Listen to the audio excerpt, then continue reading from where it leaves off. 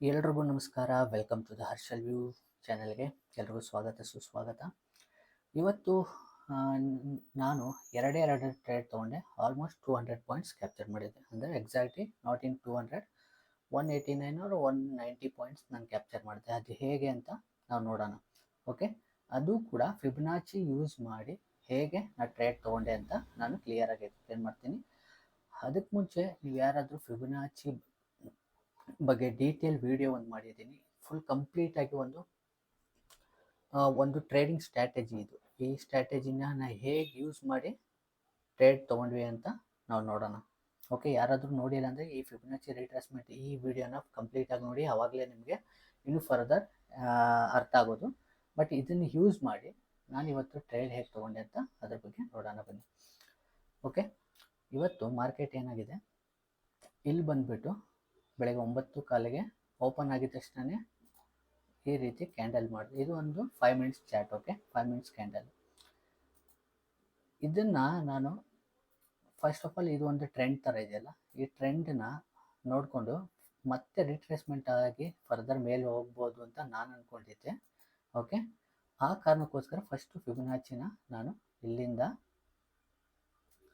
ಈ ಹೈಗೆ ಮಾರ್ಕ್ ಮಾಡಿ ಇಟ್ಕೊಂಡಿದ್ದೆ. ಓಕೆ, ಅದಿಲ್ಲದೆ ನಿನ್ನೆ ಒಂದು ಬ್ಯಾಂಕ್ ನಿಫ್ಟಿ ಡೀಟೇಲ್ಸ್ ಬಗ್ಗೆ ಹೇಳುವಾಗ ವೀಕ್ಲಿ ಮಾರ್ಕೆಟ್ ಅಪ್ಡೇಟಲ್ಲಿ ಇದು ಒಂದು ರೆಸಿಸ್ಟೆನ್ಸ್ ಇದೆ ಅಂತ ಹೇಳಿದ್ದೆ.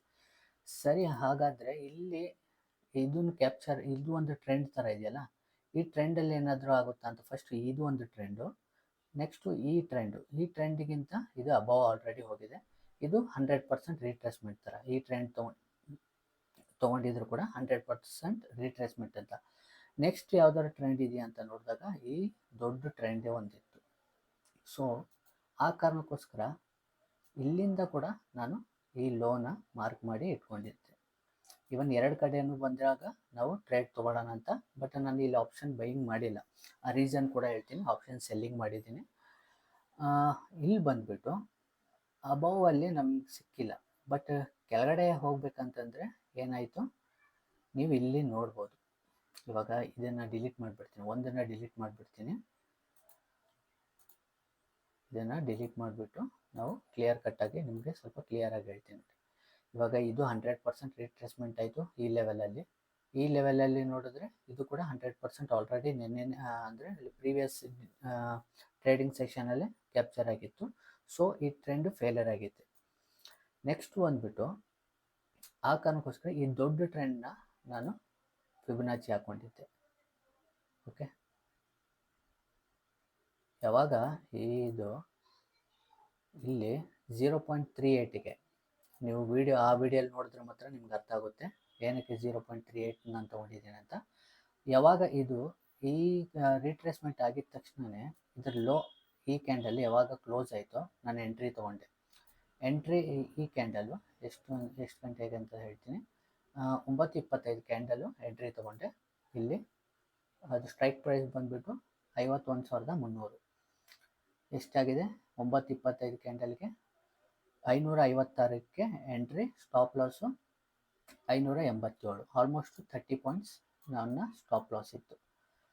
ಇಮಿಡಿಯೇಟಾಗಿ ಅದು ಸ್ಲೋ ಆ್ಯಂಡ್ ಸ್ಟಡಿ ಅಂತ ಟ್ರೈಲ್ ಮಾಡ್ಕೊಂಡು ಹೋಗ್ತಾ ಇದ್ದೆ. ಟ್ರೈಲ್ ಮಾಡ್ಕೊಂಡು ಇದ್ರ ಅಬೌವ್ ಟ್ರೈಲ್ ಅಂತ ಮಾಡ್ಕೊಂಡು ಹೋಗ್ತಾ ಇದ್ದೆ. ರೀಸನ್ ಇಲ್ಲಿ ಆಪ್ಷನ್ ಬೈಯಿಂಗ್ ಏನಕ್ಕೆ ಮಾಡಿಲ್ಲ ಅಂತಂದರೆ, ನಿಮಗೆ ನಿನ್ನೆ ಒಂದು ವಿಡಿಯೋದಲ್ಲಿ ವೀಕ್ಲಿ ಮಾರ್ಕೆಟ್ ಅಪ್ಡೇಟಲ್ಲಿ ಇದು 786 ಸಪೋರ್ಟಿಂಗ್ ತೊಗೊಳ್ತಾ ಇದೆ. ಬಟ್ ಇಲ್ಲಿ ಸ್ಲೋ ಆ್ಯಂಡ್ ಸ್ಟಡಿಯಾಗಿ ಇಲ್ಲಿ ಮೂವ್ಮೆಂಟ್ ಆಗ್ಬೋದು ಅಷ್ಟೇ, ಅಂದರೆ ತುಂಬ ದೊಡ್ಡ ಮೂವ್ಮೆಂಟ್ ಆಗಲ್ಲ ಅಂತ ನಾನು ಅಂದ್ಕೊಂಡಿದ್ದೆ. ಆ ಕಾರಣಕ್ಕೋಸ್ಕರ ಆಪ್ಷನ್ ಬೈಯಿಂಗ್ ಮಾಡಿರಲಿಲ್ಲ, ಆಪ್ಷನ್ ಸೆಲ್ಲಿಂಗ್ ಮಾಡಿದ್ದೆ. ಇಲ್ಲಿಂದ ಇಲ್ಲಿಗೆ ಕ್ಯಾಪ್ಚರ್ ಮಾಡಿದ್ದೆ. ಇದು 100 ಮೇಲೆ ಪಾಯಿಂಟ್ಸ್ ಹೋಗಿದ್ರು ಕೂಡ ನಾನು ಆಲ್ಮೋಸ್ಟ್ 92 ಆರ್ 93 ಪಾಯಿಂಟ್ಸ್ ಕ್ಯಾಪ್ಚರ್ ಮಾಡಿದೆ. ಇಲ್ಲಿ ನೀವು 1 ಲಾಟ್ ಆದರೆ ಅಂದ್ಕೊಳ್ಳಿ, 10 ಲಾಟ್ ಆದರೆ ಅಂದ್ಕೊಳ್ಳಿ, ಯಾವುದೇ ಲಾಟ್ ಅಂದ್ಕೊಳ್ಳಿ. ಓಕೆ, ಇಲ್ಲಿ 92 ಆರ್ 93 ಪಾಯಿಂಟ್ಸ್ ಅಂದರೆ 100 ಪಾಯಿಂಟ್ಸ್ ಹೋಗಿತ್ತು. ಬಟ್ ನಾನು ಎಕ್ಸಿಟ್ ಆಗೋಷ್ಟರಲ್ಲಿ ಅದು ಸ್ಲಿಪ್ಪೇಜ್ ಎಲ್ಲ ಹೋಗಿ 92 ಆರ್ 93 ಎಕ್ಸಿಕ್ಯೂಟ್ ಆಯಿತು. ಅದಾದಮೇಲೆ ಇದು ಇವಾಗ ನೆಕ್ಸ್ಟು ಇದು ಇಲ್ಲಿಂದ ಮತ್ತೆ ಇದ್ರ ಮೇಲೆ ಅಬವ್ ಮೇಲೆ ಒಂದು ಕ್ಲೋಸಿಂಗ್ ಕೊಡ್ತಾ ಇದೆಯಲ್ಲ, ಇಲ್ಲೇನಾದರೂ ಆಪರ್ಚುನಿಟಿ ಸಿಗುತ್ತಾ ಅಂತ ಅಂದ್ಬಿಟ್ಟು ಇದು ಒಂದು ಟ್ರೆಂಡ್ ಥರ ಇದೆಯಲ್ಲ ಇಲ್ಲಿಂದ ಇಲ್ಲಿಗೆ. ಆವಾಗ ಮತ್ತೆ ನಾನು ಏನು ಮಾಡಿದೆ, ಇಲ್ಲಿ ತೋರಿಸ್ತೀನಿ ನೋಡಿ. ಸ್ಪಾಟ್ ಪ್ರೈಸಲ್ಲಿ ಇದೊಂದು ಟ್ರೆಂಡ್ ಥರ ಆಗಿದೆ. ಮತ್ತು ಇದು ಅಬವ್ ಹೋಗ್ತಾ ಇದೆ ಅಂತ ಆಯಿತು. ಅಬವ್ ಹೋಗ್ತಾ ಇದೆ ಅಂದ ತಕ್ಷಣ ಫಸ್ಟು ಇದು ಒಂದು ಟ್ರೆಂಡು, ಈ ಟ್ರೆಂಡಿಗೆ ಮಾರ್ಕ್ ಮಾಡಿಕೊಂಡೆ ಇಲ್ಲೇನಾದರೂ ಚಾನ್ಸ್ ಇರ್ಬೋದಾ ಅಂತ. ಬಟ್ ಇಲ್ಲೇನಾಗಿದೆ 0.786 ಸಪೋರ್ಟ್ ತೊಗೊಂಡಿದೆ. ಬಟ್ ನಮ್ಮ ಯಾವಾಗಲೂ ನಾವು ತೊಗೋಬೇಕಾಗಿರೋದು 0.38 ಮೇಲೆ ಹೋದಾಗ ಮಾತ್ರ ಒಂದು ತೊಗೋಬೇಕಾಗುತ್ತೆ ಅಲ್ವಾ. ಬಟ್ ಇದು ಹೋಗಿರಲಿಲ್ಲ. ಸೊ ಇದು ಕೂಡ ಒಂದು ಟ್ರೆಂಡ್ ಥರ ಇದೆ ಅಂತ ನಾನು ಏನು ಮಾಡಿದೆ, ಇಲ್ಲೂ ಕೂಡ ಮಾರ್ಕ್ ಮಾಡಿಕೊಂಡೆ. ಇಲ್ಲೂ ಕೂಡ ಫಿಬೊನಾಚಿ ಯೂಸ್ ಮಾಡಿದೆ. ಇಲ್ಲಿಂದ ಈ ಟ್ರೆಂಡ್ಗೆ ಲೋಗೆ ಮಾಡಿದೆ. ಬಟ್ ಇಲ್ಲಿ 0.38ಗೆ ರೆಸಿಸ್ಟೆನ್ಸ್ ತಗೊಂಡಿತ್ತು. ಬಟ್ ಏನಂತ ಕನ್ಫರ್ಮೇಷನ್ ಇಲ್ಲ, ನಮಗೆ ಕನ್ಫರ್ಮೇಷನ್ ಸಿಗಲಿಲ್ಲ. ಆ ಕಾರಣಕ್ಕೋಸ್ಕರ ನಾನೇನು ಮಾಡಿದೆ, ವೇಟ್ ಮಾಡಿದೆ. ಈ ಕ್ಯಾಂಡಲ್ ಇದೆಯಲ್ಲ, ಈ ಕ್ಯಾಂಡಲ್ ಕ್ಲೋಸ್ ಆದಮೇಲೆ ಇದ್ರ ಲೋ ಇದು ಯಾವ ಕ್ಯಾಂಡಲ್ ಅಂತ ತೋರಿಸ್ತೀನಿ. ಇದು 10-20 ಕ್ಯಾಂಡಲು ಯಾವಾಗ 0.38ಗೆ ಮತ್ತೆ ರೀಟ್ರೇಸ್ಮೆಂಟ್ ತೊಗೊಂಡು ಇದು ಕೆಳಗಡೆ ಕ್ಲೋಸ್ ಕೊಡ್ತು, ನಾನು ಎಂಟ್ರಿ ತೊಗೊಂಡೆ. ಇಲ್ಲಿ ಇಂಪಾರ್ಟೆಂಟ್ ಲೆವೆಲ್ ಅಂತಂದರೆ ಇದೇ ಸೇಮ್ ಸ್ಟ್ರೈಕ್ ಪ್ರೈಸಲ್ಲಿ ತೊಗೊಂಡೆ. 521 ನನಗೆ ಅದು ಎಕ್ಸಿಕ್ಯೂಟ್ ಆಗಿತ್ತು.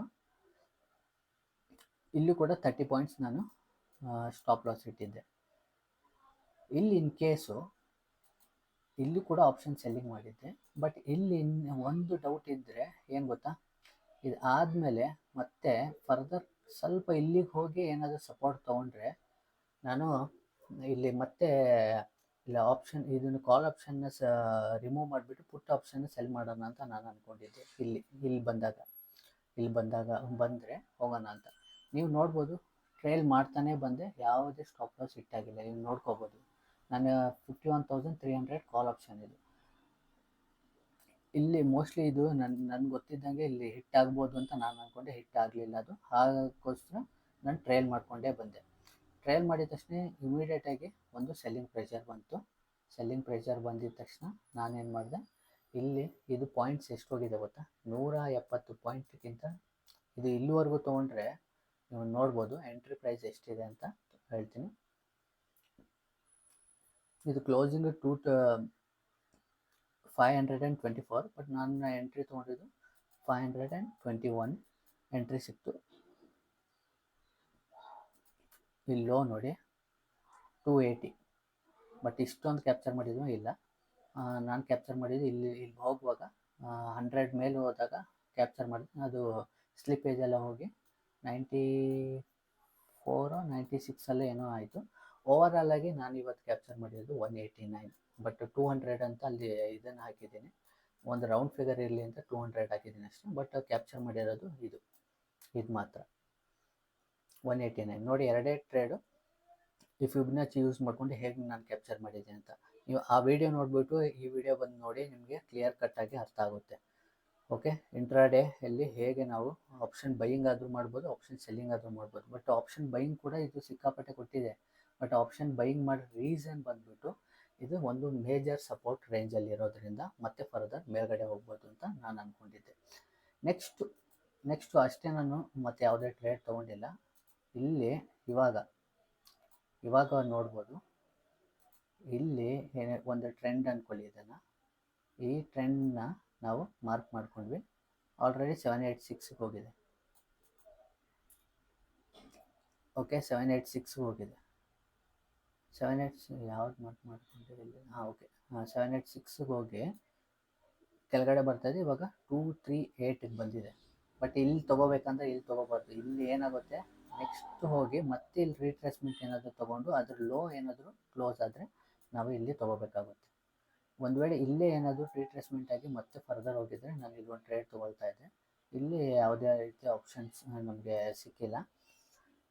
ಮತ್ತು ಇದು ಕೂಡ ಇದು ಡೌನ್ ಸೈಡ್ ನಾವು ಮಾರ್ಕ್ ಮಾಡ್ಕೊಂಡ್ವಿ. ಇವಾಗ ನೆಕ್ಸ್ಟ್ ಟ್ರೇಡ್ ಹೇಳ್ತಾ ಇದ್ದೀನಿ. ಫರ್ದರ್ ನೆಕ್ಸ್ಟ್ ಟ್ರೇಡ್ ಬಂದರೆ ಇದು ಮೇಲೆ ಹೋಗಿ 0.38ಗೆ ಏನಾದರೂ ರೆಸಿಸ್ಟೆನ್ಸ್ ತೊಗೊಂಡು ಒಂದು ರೆಡ್ ಕ್ಯಾಂಡಲ್ ಕ್ಲೋಸ್ ಆಗಿ ಇದ್ರ ಬಿಲೋ ಏನಾದರೂ ಅದರ ನೆಕ್ಸ್ಟ್ ಕ್ಯಾಂಡಲ್ ಏನಾದರೂ ಕ್ಲೋಸ್ ಆದರೆ ಇದು ನಮಗೆ ಎಂಟ್ರಿ ಆಗುತ್ತೆ. ಮತ್ತು ಫರ್ದರ್ ನಮ್ಮ ಫಸ್ಟ್ ಟಾರ್ಗೆಟ್ ಇದಾಗುತ್ತೆ. ಇದು ಬಿಲೋ ಹೋಗಿ ನೆಕ್ಸ್ಟು ಕೆಳಗಡೆ ಬಂದಾಗ ಇನ್ನೊಂದು ಟ್ರೇಡು ಸಿಗೋ ಚಾನ್ಸಸ್ ಕೂಡ ಇದೆ. ಓಕೆ, ಇವಾಗ ಡೌನ್ ಸೈಡ್ ಆಯಿತು. ಅಪ್ ಸೈಡ್ ನೋಡಬೇಕಲ್ಲ. ಅಪ್ ಸೈಡ್ ಏನಕ್ಕಂದರೆ ಇದು ಒಂದು ಟ್ರೆಂಡ್ ಆಗಿದೆ. ಆ ಕಾರಣಕ್ಕೋಸ್ಕರ ಎರಡೂ ನಾವು ಮಾರ್ಕ್ ಮಾಡ್ಕೋಬೇಕು, ಆವಾಗಲೇ ನಾವು ಟ್ರೇಡ್ ತೊಗೊಳಕ್ಕಾಗೋದು. ಒಂದನ್ನು ಮಾತ್ರ ನೋಡ್ಕೊಂಡು ಕೂತ್ಕೊಂಡಿದ್ರೆ ಆಗಲ್ಲ. ಓಕೆ, ಇದು ಒಂದು ಟ್ರೆಂಡ್. ಬಟ್ ಇಲ್ಲೇನಾಗಿದೆ, ಇವಾಗ ಅಬವ್ ಹೋಗಿ ಇಲ್ಲೆಲ್ಲೂ ಸಪೋರ್ಟ್ ತೊಗೊಂಡಿದ್ರೆ ನಾವು ಅಪ್ ಸೈಡ್ ತೊಗೋಬೋದಿತ್ತು. ಇಲ್ಲಿ 380ಗೆ ಮತ್ತು ಇಲ್ಲ 2-3ಗೆ ಏನಾದರೂ ಸಪೋರ್ಟ್ ತೊಗೊಂಡಿದ್ರೆ ಮತ್ತೆ ಅಪ್ ಸೈಡು ನಾವು ಟ್ರೇಡ್ ನೋಡ್ಬೋದಿತ್ತು. ಬಟ್ ಅದೆಲ್ಲ ಫೇಲ್ಯೂರ್ ಆಗಿ ಇವಾಗ 0.786ಅಲ್ಲಿದೆ. ಬಟ್ ಇಲ್ಲಿ ಏನಾದರೂ ತೊಗೋಬೇಕಾ, ಇಲ್ಲೆಲ್ಲ ತೊಗೋಬೋದು. ಇದು 50 ಇಲ್ಲಿ 38 ಮತ್ತು ಈ ರೇಂಜಿಗೆ ಏನಾದರೂ ಪ್ರೈಸ್ ಆ್ಯಕ್ಷನ್ ಸ್ಲೋ ಆ್ಯಂಡ್ ಸ್ಟಡಿಗೆ ಬಂದು ಇಲ್ಲಿ ಏನಾದರೂ ಈ ಲೆವೆಲಲ್ಲಿ ಎಲ್ಲಾದರೂ ಬ್ರೇಕ್ಔಟ್ ಕೊಟ್ಟರೆ ಮತ್ತೆ ಅಪ್ ಸೈಡಲ್ಲಿ ನಾವು ನೋಡಬೇಕಾಗುತ್ತೆ. ಇವಾಗ ನಿಮ್ಗೆ ಅರ್ಥ ಆಗಿರುತ್ತೆ ಅಪ್ ಸೈಡ್ ಮತ್ತು ಡೌನ್ ಸೈಡ್ ಹೇಗೆ ಟ್ರೇಡ್ ತೊಗೊಳೋದಂತ. ದಯವಿಟ್ಟು ಯಾರಾದರೂ ಈ ಫಿಬೊನಾಚಿ ವಿಡಿಯೋ ನೋಡಿದ್ರಿಂದ ನೋಡಿ, ನೀವು 10,000 ರೂಪಾಯಿ ಕೊಟ್ಟರು ಅಷ್ಟು ಕಲಿಯೋಕ್ಕಾಗದಿರೋ ಅಂಥದ್ದು ಇಲ್ಲಿ ನೀವು ಕಲಿಬೋದು. ಇವನ್ ನಿಮ್ಗೇನಾದರೂ ಲೈವ್ ಮಾರ್ಕೆಟಲ್ಲಿ ಬಂದು ಹೇಗೆ ಟ್ರೇಡ್ ತೊಗೊಳೋದು ಅಂತ ಬೇಕಂದ್ರೂ ಹೇಳಿ, ನಾನು ಖಂಡಿತ ಬಂದು ಲೈವ್ ಮಾರ್ಕೆಟಲ್ಲೂ ನಿಮಗೆ ಹೇಗೆ ಟ್ರೇಡ್ ತೊಗೋಬೋದು ಅಂತ ನಾನು ನಿಮಗೆ ಎಕ್ಸ್ಪ್ಲೇನ್ ಮಾಡ್ತೀನಿ. ಓಕೆ, ಇದಕ್ಕೆ ನೀವು ಮಾಡಬೇಕಾಗಿರೋದು ಒಂದೇ, ನೀವು ಸಬ್ಸ್ಕ್ರೈಬ್ ಆಗಿ. ಸಬ್ಸ್ಕ್ರೈಬ್ ಆದ್ರೇ ನಮಗೂ ಇಂಟ್ರೆಸ್ಟ್ ಬರುತ್ತೆ. ತುಂಬ ಜನ ಲೈವಲ್ಲಿ ಬಂದಾಗ ಇಂಟ್ರಾಗೇಷನ್ ಇರಬೇಕು, ನನಗೂ ಮತ್ತು ನಿಮಗೆ ಇಂಟ್ರಾಗೇಷನ್ ಇದ್ದಾಗ ಮಾತ್ರ ಸ್ವಲ್ಪ ನಾವು ಲೈವಲ್ಲಿ ಕೂತ್ಕೊಳ್ಳೋಕ್ಕೆ ನಮ್ಗೆ ಇಂಟ್ರೆಸ್ಟ್ ಬರುತ್ತೆ. ಇಲ್ಲಾಂತಂದರೆ ಕೂತ್ಕೊಳ್ಳೋದು. ವೈ? ಬಿಕಾಸ್ ಲೈವಲ್ಲಿ ಇದ್ದಾಗ ನಾವು ಟ್ರೇಡ್ ತೊಗೊಳಕ್ಕಾಗಲ್ಲ. ಪರ್ಸ್ನಲಾಗಿ ಹೇಳ್ತೀನಿ, ಇವಾಗ ನಾನು ಲೈವಲ್ಲಿ ಬಂದು ನಾವು ಹೇಳ್ಬೋದು ಹೊರತು ಲೈವಲ್ಲಿ ಟ್ರೇಡ್ ತೊಗೊಳಕ್ಕಾಗಲ್ಲ. ರೀಸನ್ ಏನಂದರೆ ಬೇರೆ ಬೇರೆ ಚಾರ್ಟ್ಸ್ ಎಲ್ಲ ಹಾಕ್ಬಿಟ್ಟು ನೋಡಬೇಕು, ಇಲ್ಲಿ ಯೂಟ್ಯೂಬ್ ಕಮೆಂಟ್ಸಲ್ಲಿ ನೋಡಬೇಕು, ಇದೆಲ್ಲ ಇರೋದ್ರಿಂದ ಏನಾಗುತ್ತೆ, ನಮಗೆ ಫೋಕಸ್ ಇರಲ್ಲ. ಜಸ್ಟು ನಾವು ಎಕ್ಸ್ಪ್ಲೇನ್ ಮಾಡ್ಬೋದು ಹೊರತು ನಮ್ಮ ಟ್ರೇಡ್ನ ನೋಡಿದಾಗ ನಾನು ನಿಮಗೆ ಎಕ್ಸ್ಪ್ಲೇನ್ ಮಾಡೋಕ್ಕಾಗಲ್ಲ. ಇದೇ ರಿಯಾಲಿಟಿ. ಯಾರಾದರೂ ಲೈವಲ್ಲಿ ಬಂದುಬಿಟ್ಟು ನಾನು ಅಷ್ಟು ತೊಗೊಂಡಿದ್ದೆ ತೊಗೊಳೋದು ಸಿಕ್ಕಾಪಟ್ಟೆ ಕಷ್ಟ. ಆ್ಯಕ್ಚುಲಿ ನಾವು ಟ್ರೇಡ್ ತೊಗೋಬೇಕಂದ್ರೆ ಯಾವುದೇ ಡಿಸ್ಟರ್ಬೆನ್ಸ್ ಇಲ್ಲದೆ, ಯಾರೂ ಮಾತುಕತೆ ಇಲ್ಲದೆ ಒಬ್ಬರೇ ಕೂತ್ಕೊಂಡು ಟ್ರೇಡ್ ತೊಗೊಂಡಾಗಲೇ ಮಾತ್ರ ನಮ್ಮ ಮೈಂಡ್ ಸೆಟ್ಟು ಕ್ಲಿಯರ್ ಆಗಿರುತ್ತೆ. ಓಕೆ, ನಿಮ್ಗೇನಾದರೂ ಲೈವಲ್ಲಿ ಬಂದು ನಿಮಗೆ ಇನ್ನೂ ಎಕ್ಸ್ಪ್ಲೇಷನ್ ಬೇಕಂದರೆ ಮಾತ್ರ ನನಗೆ ಹೇಳಿ, ನಾನು ನಿಮಗೆ ಲೈವಲ್ಲಿ ಬಂದುಬಿಟ್ಟು ಎಕ್ಸ್ಪ್ಲೇನ್ ಮಾಡ್ತೀನಿ. ಹೋಪ್ ಈ ವಿಡಿಯೋ ನಿಮ್ಗೆ ಇಷ್ಟ ಆಗಿರುತ್ತೆ ಅಂದ್ಕೊಳ್ತೀನಿ. ಮತ್ತೆ ನೆಕ್ಸ್ಟ್ ವಿಡಿಯೋದಲ್ಲಿ ನೋಡೋಣ. ಎಲ್ರಿಗೂ ಧನ್ಯವಾದಗಳು.